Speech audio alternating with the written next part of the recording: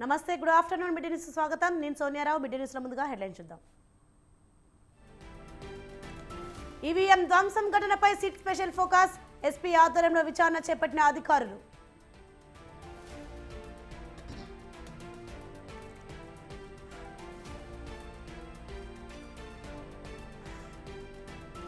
లోకేష్ ను టీడీపీ అధ్యక్షుడిగా నియమించాలి డిమాండ్ చేసిన బుద్ధా వెంకన్న.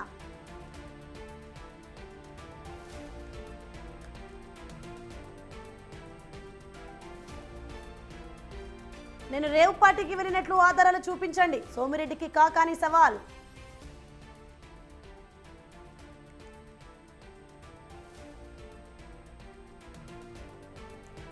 మేడిగడ్డ బ్యారేజ్ వద్ద మళ్లీ భారీగా శబ్దాలు, గేట్లు ఎత్తే పనులు తాత్కాలికంగా నిలిపివేత.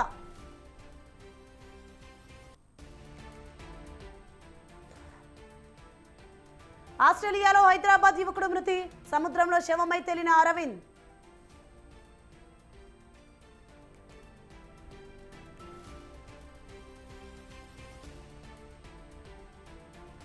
వలపు వలలోకి లాగి హత్య, బంగ్లాదేశ్ ఎంపీ మృతి కేసులో దారుణాలు.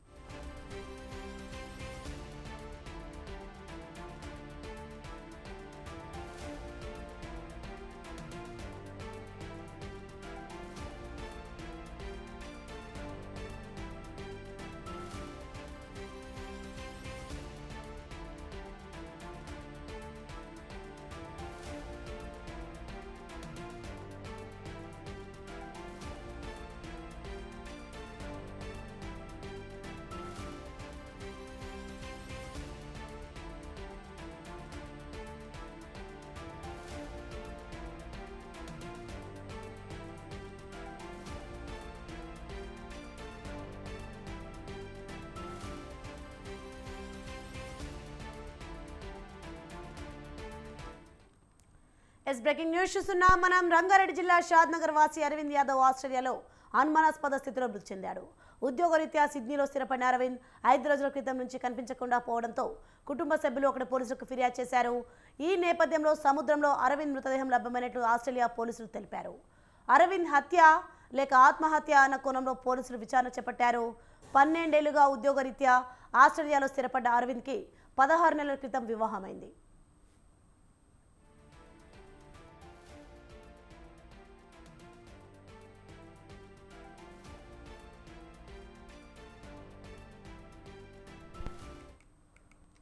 బ్రేకింగ్ న్యూస్ చూస్తున్నా. మనం రంగారెడ్డి జిల్లా షాద్నగర్ వాసి అరవింద్ యాదవ్ ఆస్ట్రేలియాలో అనుమానాస్పద స్థితిలో మృతి చెందాడు. ఉద్యోగరీత్యా సిడ్నీలో స్థిరపడిన అరవింద్ 5 రోజుల క్రితం నుంచి కనిపించకుండా పోవడంతో కుటుంబ సభ్యులు అక్కడి పోలీసులకు ఫిర్యాదు చేశారు. ఈ నేపథ్యంలో సముద్రంలో అరవింద్ మృతదేహం లభ్యమైనట్లు ఆస్ట్రేలియా పోలీసులు తెలిపారు.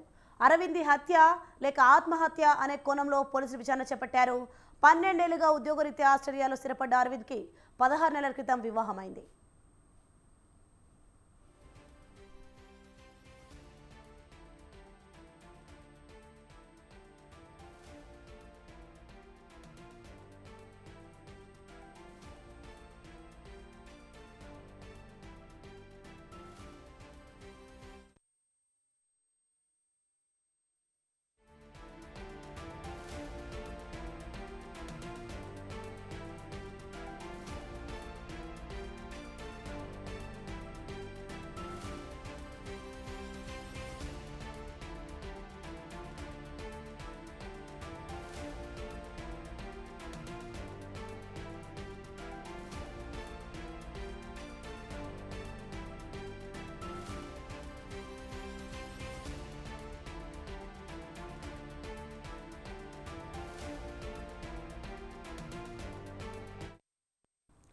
మరొక బ్రేకింగ్ న్యూస్ చూస్తున్నాం. మనం భద్రాద్రి కొత్తగూడెం జిల్లా భద్రాచలం మారుతి పారామెడికల్ నర్సింగ్ కాలేజీలో వద్ద ఉద్రిక్తత నెలకొంది.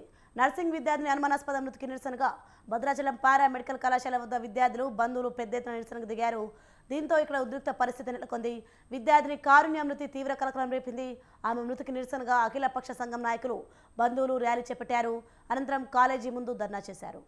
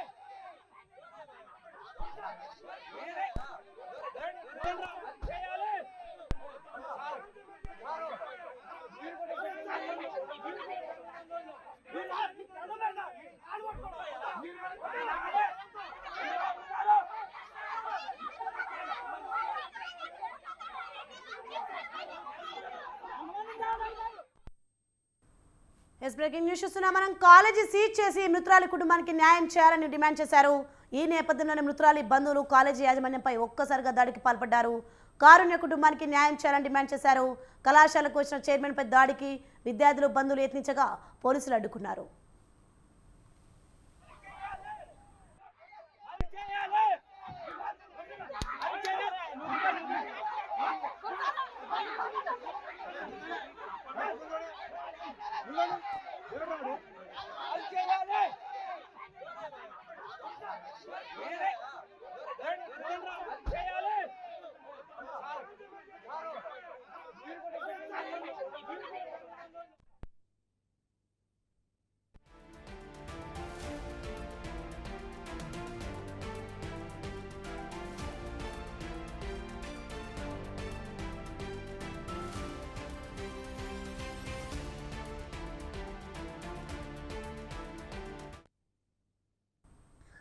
ఆర్థిక అవసరాలను ఆసరాగా చేసుకుని మధ్యతరగతి యువకుల కిడ్నీలను కంత్రిగాలు కొట్టేస్తున్నారు. కిడ్నీలు చెడిపోయాయంటూ అమాయక ప్రజలు నమ్మించి అవి సంపన్నుల దగ్గర లక్షల బేరం పెట్టి పేదల కిడ్నీలు కొట్టేస్తున్న ముఠా బయటపడింది. కేరళలో మరో కిడ్నీ రాకెట్ వెలుగు చూసింది.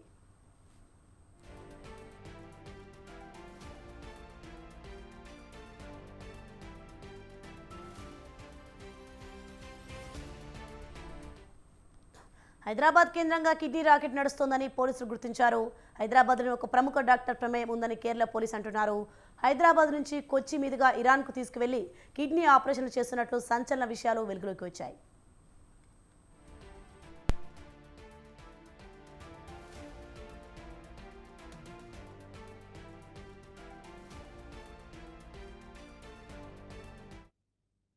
ఇప్పటి వరకు పదుల సంఖ్యలో యువకులు ఇరాన్ తీసుకుని వెళ్లి ఆపరేషన్ చేసినట్లు అనుమానం వ్యక్తం చేస్తున్నారు. కొచ్చిలో వెలుగు చూసిన కిడ్నీ రాకెట్లో సబిత్ అనే యువకుడు అదుపులో తీసుకున్నట్లు సమాచారం. సబిత్ ఇచ్చిన సమాచారంతో కేరళ పోలీసులు హైదరాబాద్ చేరుకున్నారు. హైదరాబాద్ డాక్టర్కి ఇద్దరు యువకులు సహకరించినట్లుగా అనుమానం వ్యక్తం చేస్తున్నారు. కేసు నమోదు చేసుకున్న పోలీసులు దర్యాప్తు ముమ్మరం చేశారు. ముఠా సభ్యులు బెంగళూరు, హైదరాబాద్లోని పేద యువకులను ఇరాన్గా తీసుకెళ్లి అక్కడ వారి కిడ్నీలను విక్రయిస్తున్నారు. బాధితుడు ఒకరు మృతి చెందడంతో అతని కుటుంబ సభ్యుల ఫిర్యాదు మేరకు పోలీసులు కేసు నమోదు చేశారు. ఇరాన్ నుంచి కొచ్చికి వచ్చిన ముఠాలోని కీలక సభ్యుడు సబిత్ను కేరళ పోలీసులు గత ఆదివారం విమానాశ్రయంలో అరెస్ట్ చేశారు. సోమవారం అంగమారి జ్యుడిషియల్ ఫస్ట్ క్లాస్ మెజిస్ట్రేట్ ఎదుట హాజరుపరిచారు.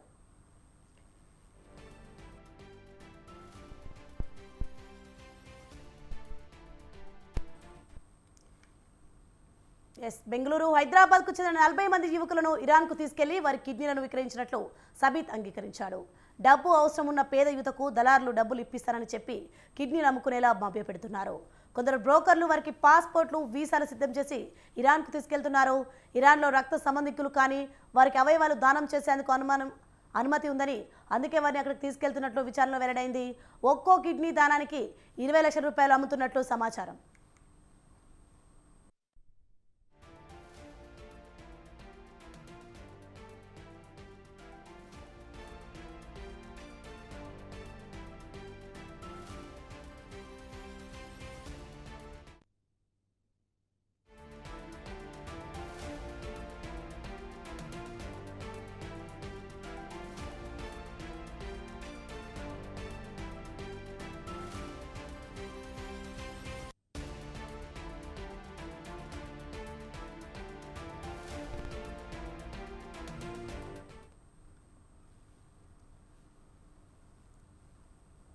బ్రేకింగ్ న్యూస్ చూస్తున్నాం. టీడీపీ సీనియర్ నేత బుద్ధా వెంకన్న కీలక వ్యాఖ్యలు చేశారు. నారా లోకేష్ను టీడీపీ అధ్యక్షుడిగా నియమించాలని కొత్త డిమాండ్ తెరపైకి తీసుకొచ్చారు. నారా లోకేష్ని పార్టీ అధ్యక్షుడిగా నియమించాలి, ఇది తన డిమాండ్ అంటూ తెలిసి చెప్పారు. లోకేష్ను పార్టీ అధ్యక్షుడిగా చేయాలని డిమాండ్ చేసే హక్కు తనకు ఉందన్నారు.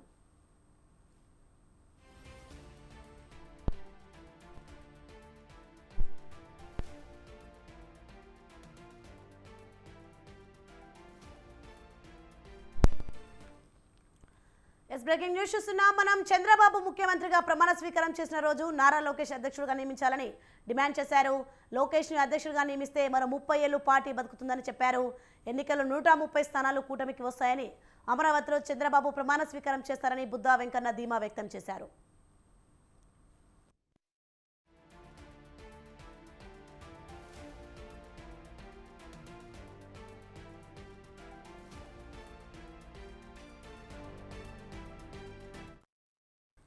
చంద్రబాబు ఆత్మకథలో తనకో పేజీ ఉంటుంది. టికెట్ కోసం రక్తంతో చంద్రబాబు కాలు కడగలేదని వివరించారు. ఓడాక చాలా మంది పార్టీ వదిలి పారిపోయినా తాను నిలబడ్డానని బుద్ధా వెంకన్న తెలిపారు.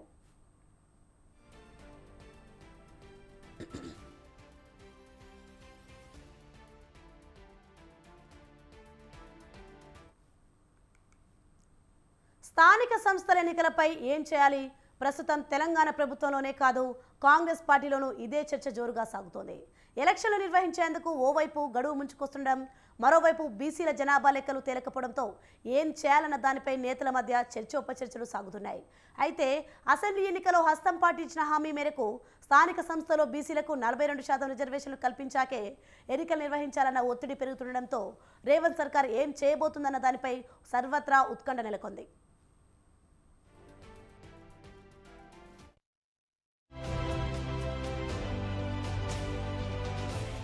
తెలంగాణలో సార్వత్రిక సమరం పూర్తయింది. జూన్ 4న దేశవ్యాప్తంగా ఓట్ల లెక్కింపు జరగనుంది.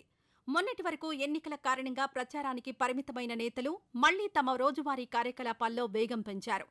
అటు ప్రభుత్వం తరపున చేపట్టే కార్యక్రమాలు ఊపందుకున్నాయి. దీంతో ఇప్పుడు రాజకీయ నేతల దృష్టంతా స్థానిక సంస్థల ఎన్నికలపై పడింది.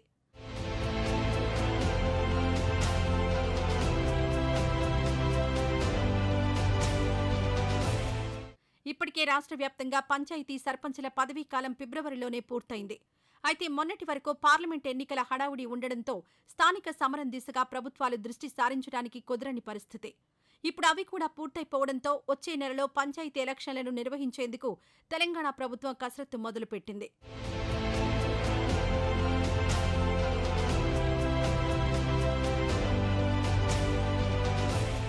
ఇలాంటి వేళ కాంగ్రెస్ పార్టీలో కొత్త చర్చ మొదలైంది.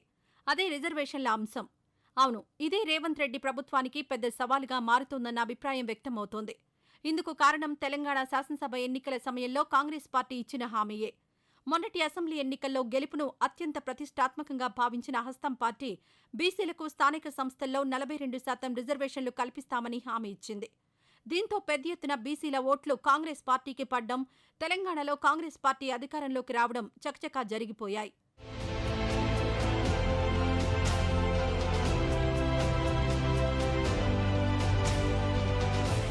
పదేళ్ల తర్వాత తెలంగాణలో కాంగ్రెస్ పార్టీ అధికారంలోకి వచ్చింది. దీంతో ఎన్నికల వేళ ఇచ్చిన హామీలను నిలబెట్టుకునే దిశగా సీఎం రేవంత్ రెడ్డి పాలన ప్రారంభించారు. ఇచ్చిన హామీ మేరకు బీసీలకు సంబంధించి కుల గణన చేసేందుకు అసెంబ్లీలో తీర్మానించారు. కానీ ఇంతలోనే లోక్సభ ఎన్నికల షెడ్యూల్ రావడం, ఎలక్షన్ కోడ్ కారణంగా కుల గణన ప్రారంభం కాలేదు. ఫలితం బీసీల జనాభా లెక్కలు తేలేందుకు మరింత సమయం పట్టనుంది.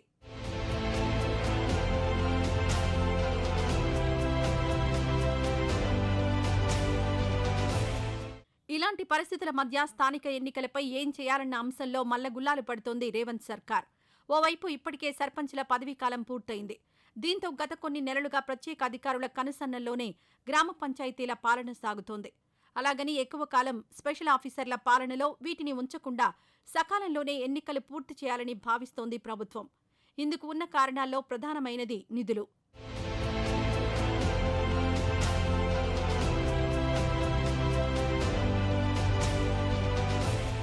రాజ్యాంగంలోని 73వ సవరణ చట్టం ప్రకారం ప్రతి 5 సంవత్సరాలకోసారి పంచాయతీ ఎన్నికలను నిర్వహించాలి.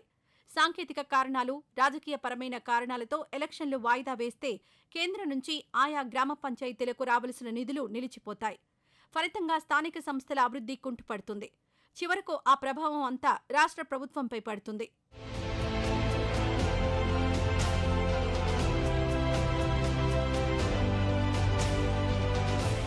ఈ నేపథ్యంలోనే ఎన్నికల నిర్వహణ చేపట్టాలంటే బీసీల రిజర్వేషన్ల అంశం కాంగ్రెస్ ప్రభుత్వాన్ని ఇబ్బందులకు గురిచేస్తోంది. పోనీ కులగణన చేసినా అది అంత త్వరగా తేలే విషయమూ కాదు.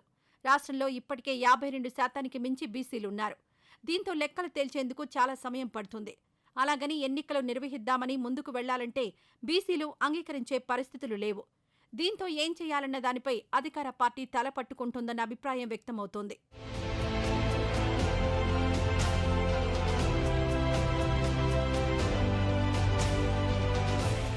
నిజానికి కులగణన విషయం అంత త్వరగా తేలేది కాదన్న ఆలోచనలో ఉన్న ప్రభుత్వం గత బీఆర్ఎస్ హయాంలో ఉన్న రిజర్వేషన్ల ప్రకారమే పంచాయతీ ఎన్నికలు నిర్వహించాలని మొదట ఆలోచించింది. గతంలో పంచాయతీ ఎన్నికల్లో బీసీలకు 34% రిజర్వేషన్లుండేవి.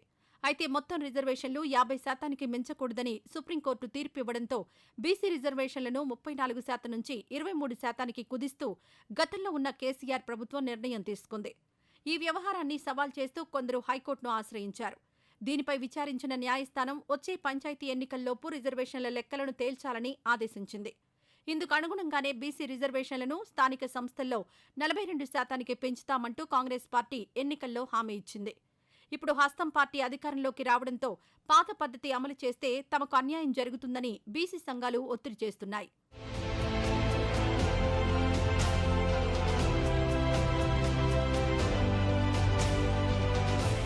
మరోవైపు అన్ని వ్యవహారాలు కొలిక్కొచ్చిన స్థానిక సంస్థల ఎన్నికల నిర్వహణ భారీ ప్రక్రియనే చెప్పాలి. తెలంగాణలో మొత్తం 12,814 గ్రామ పంచాయతీలు, 88,682 వార్డులున్నాయి. 620 జెడ్పీటీసీ స్థానాలు, 6,473 ఎంపీటీసీ స్థానాలున్నాయి. అయితే గ్రామ పంచాయతీల్లో ఎన్నికలు పార్టీ రహితంగా నిర్వహిస్తారు. జెడ్పీటీసీ, ఎంపీటీసీ ఎన్నికలు మాత్రం పార్టీ గుర్తుతో జరుపుతారు. హైదరాబాద్ మినహా తెలంగాణ అంతటా స్థానిక ఎన్నికలు జరగనున్నాయి. వార్డులు, గ్రామ పంచాయతీల ఎన్నికలు ఒకసారి, ఎంపీటీసీ, జెడ్పీటీసీ ఎన్నికలు మరోసారి జరపాలి. ఉప సర్పంచులకు పరోక్ష ఎన్నికలుంటాయి. మండల పరిషత్, జిల్లా పరిషత్ అధ్యక్ష, ఉపాధ్యక్ష ఎన్నికలు జరిపిన తర్వాత ఈ ప్రక్రియ పూర్తవుతుంది.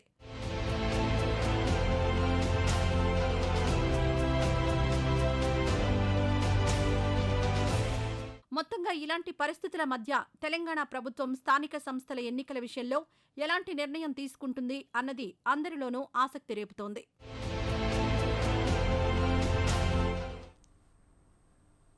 దేశవ్యాప్తంగా సార్వత్రిక ఎన్నికలు చివరి అంకానికి చేరుకున్నాయి. జూన్ 1తో ఆఖరి దశ ముగియనుంది. ప్రస్తుతం 18వ లోక్సభకు ఎన్నికలు జరుగుతున్న నేపథ్యంలో పలువురు అభ్యర్థులు ఎంపీలుగా తమ అదృష్టాన్ని పరీక్షించుకుంటున్నారు. అయితే వీరిలో కొందరు తొలిసారి పోటీ చేస్తుండగా మరికొందరు అంతకంటే ఎక్కువసార్లు పోటీ చేశారు, మళ్లీ చేస్తున్నారు. ఇలాంటి వేళ ఇప్పటివరకు అత్యధిక సార్లు లోక్సభ ఎంపీలుగా పనిచేసిన వారెవరు, ఆ వివరాలేంటి? Watch the story.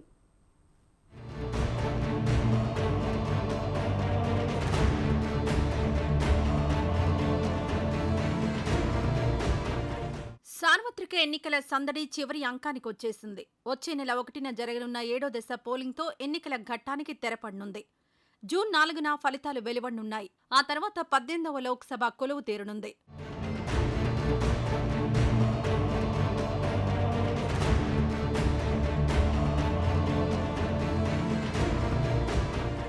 ప్రస్తుతం జరుగుతున్న లోక్సభ ఎన్నికల్లో ఇప్పటికే ఎంతో మంది తమ అదృష్టాన్ని పరీక్షించుకోగా ఇంకొందరు అందుకు సిద్ధమయ్యారు. అయితే ఇందులో తొలిసారి ఎంపీ అభ్యర్థులుగా పోటీ చేస్తున్న వారు కొందరైతే 1 కంటే ఎక్కువసార్లు బరిలో దిగినవారు, నువ్వా నేనా అన్నట్లుగా ప్రత్యర్థులతో తలపడుతున్నవారు ఉన్నారు.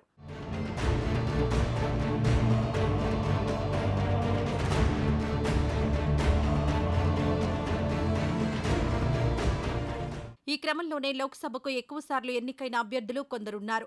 1952లో తొలిసారి పార్లమెంటుకు ఎన్నికలు జరగ్గా ఇప్పటి వరకు 17 సార్లు ఎలక్షన్లు జరిగాయి.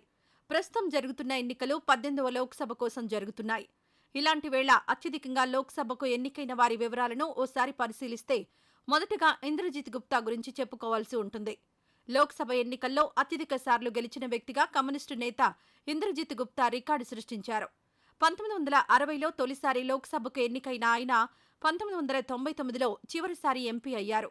తన రాజకీయ జీవితంలో మొత్తం 11 సార్లు ఎంపీగా విజయం సాధించారు ఇంద్రజిత్ గుప్తా.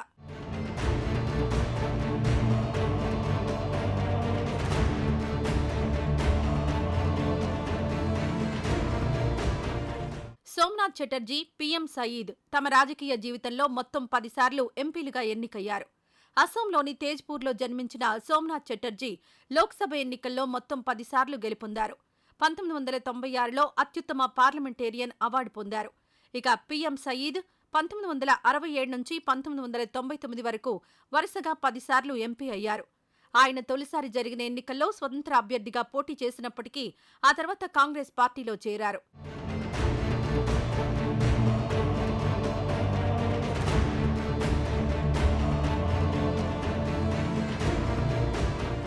వీరి తర్వాతి స్థానాల్లో అటల్ బిహారీ వాజ్పేయి ఉన్నారు. ప్రధాని పదవి సైతం అలంకరించిన ఆయన తన పొలిటికల్ కెరీర్లో 9 సార్లు లోక్సభ సభ్యుడిగా విజయం సాధించారు. 2 సార్లు రాజ్యసభ ఎంపీగా గెలుపొందారు. మొత్తం 4 దశాబ్దాలకు పైగా పార్లమెంట్ అనుభవం అటల్జీ సొంతం. ఇక 9 సార్లు గెలిచిన నేతల్లో కమల్నాథ్ ఒకరు. మధ్యప్రదేశ్ ముఖ్యమంత్రిగా సైతం పనిచేశారాయన. చింద్వారా లోక్సభ స్థానం నుంచి పోటీ చేసే ఆయన మొత్తం 9 సార్లు విజయం సాధించారు. 1980లో తొలిసారి ఇక్కడి నుంచి ఎంపీగా పోటీ చేశారు.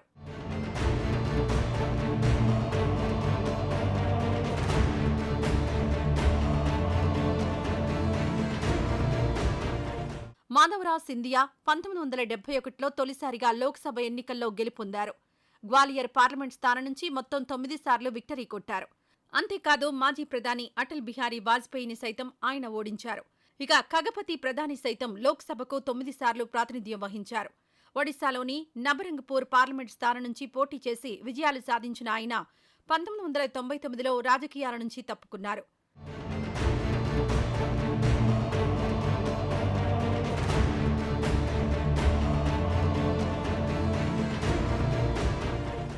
కోరాపుట్ నియోజకవర్గం నుంచి పోటీ చేసి తిరుగులేని విధంగా విజయాలు సాధించారు కాంగ్రెస్ నేత గిరిధర్ గోమాంగ్.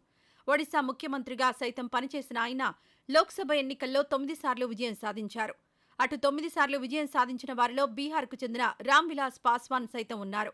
హజీపూర్ నుంచి 8 సార్లు, రోస్నా లోక్సభ స్థానం నుంచి ఒకసారి గెలుపొందారు. అటు లోక్సభ ఎన్నికల్లో 9 సార్లు గెలిచిన వారిలో జార్జి ఫెర్నాండెస్ సైతం ఒకరు. 1967లో తొలిసారిగా ముంబై సౌత్ నియోజకవర్గం నుంచి పోటీ చేసి విక్టరీ కొట్టారు.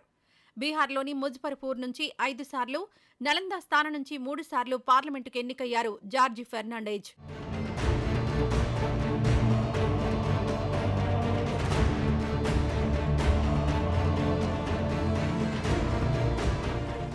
లోక్సభకు 9 సార్లు ప్రాతినిధ్యం వహించిన వారిలో సిపిఎం నేత వాసుదేవ్ ఆచార్య ఒకరు. బంకురా ఎంపీ స్థానం నుంచి గెలిచిన ఆయన కమ్యూనిస్టుల్లో తిరుగులేని నేతగా పేరు తెచ్చుకున్నారు. 1980లో తొలిసారిగా ఎంపీగా ఎన్నికయ్యారు వాసుదేవ్ ఆచార్య. ఇక మహారాష్ట్రకు చెందిన కాంగ్రెస్ నేత మాణిక్రావు హోడల్లా గవిత్ సైతం 9 సార్లు లోక్సభకు ఎన్నికయ్యారు. 1981లో మొట్టమొదటిసారి ఎంపీగా విజయం సాధించిన ఆయన తిరుగులేని విధంగా తన జైత్రయాత్ర కొనసాగించారు.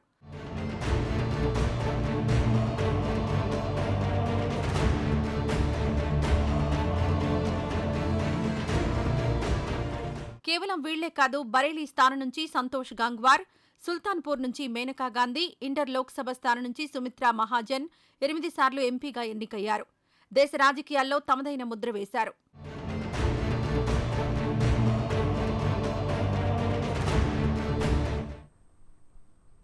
అనంతపురం జిల్లా రాయదుర్గం నియోజకవర్గం భైరవాని తిప్ప రిజర్వాయర్కు నీళ్లు రావడంతో రైతులు హర్షం వ్యక్తం చేస్తున్నారు. గత 3 ఏళ్లుగా ప్రాజెక్టులో నీరు లేక బీటలుగా మారింది. 3 రోజులుగా కర్ణాటక సరిహద్దులో భారీగా వర్షాలు కురవడంతో పరివాహక ప్రాంతం నుంచి రిజర్వాయర్కు నీరు సరఫరా అవుతోంది.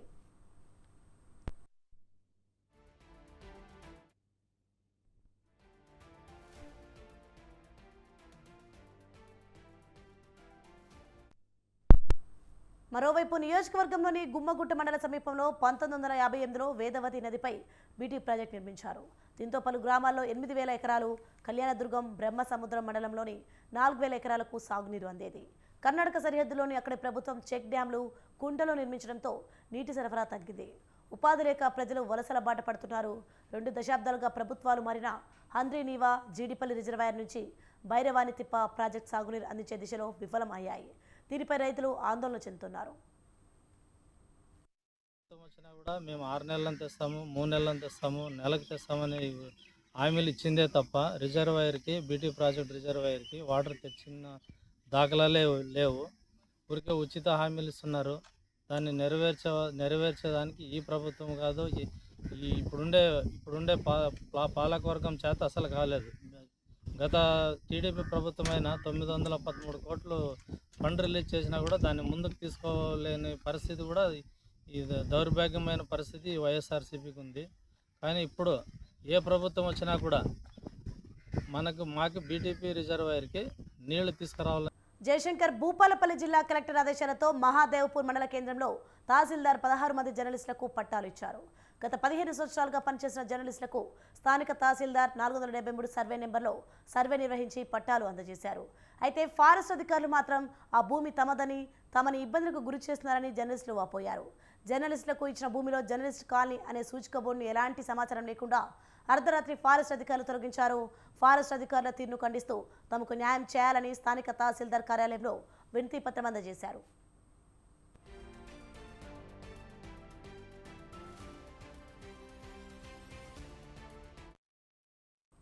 విజయవాడ నగర శివార్లోని జేఎన్ఎన్యూఆర్ఎం కాలనీలో పోలీసులు నిర్బంధ కాటన్ సెర్చ్ చేపట్టారు.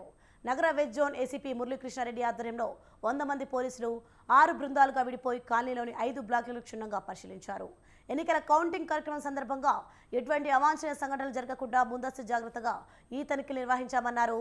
తనిఖీల్లో ఎటువంటి ధృవీకరణ పత్రాలు లేని ద్విచక్ర వాహనాలు గుర్తించి సీజ్ చేస్తామన్నారు పోలీసులు.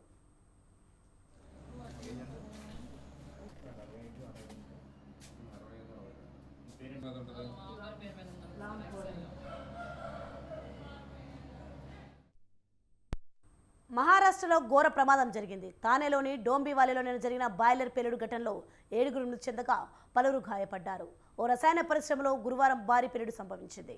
ఈ ఘటనలో 8 మంది ప్రాణాలు కోల్పోగా 60 మందికి పైగా గాయాల పాలయ్యారు. దోంబివిలి ఎంఐడిసి ఫేజ్ 2 ప్రాంతంలోని అముదాన్ కెమికల్ కంపెనీలో గురువారం మధ్యాహ్నం రియాక్టర్ పేలడంతో ఈ ప్రమాదం చోటు చేసుకుందని అధికారులు వెల్లడించారు.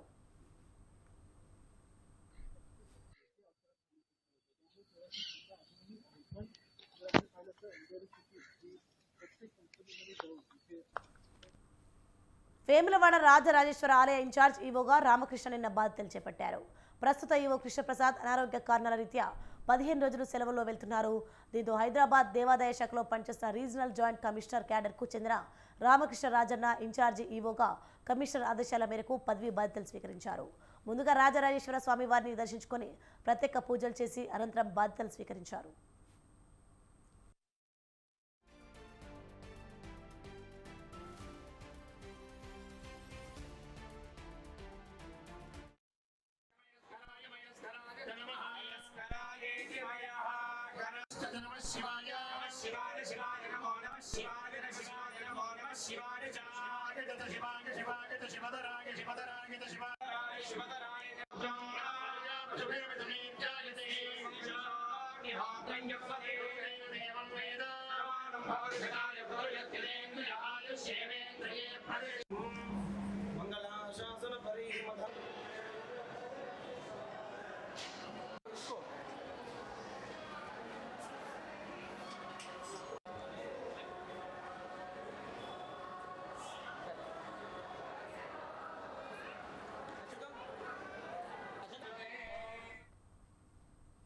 SCKV bulletin updates. For more updates, keep watching Swatandhra News.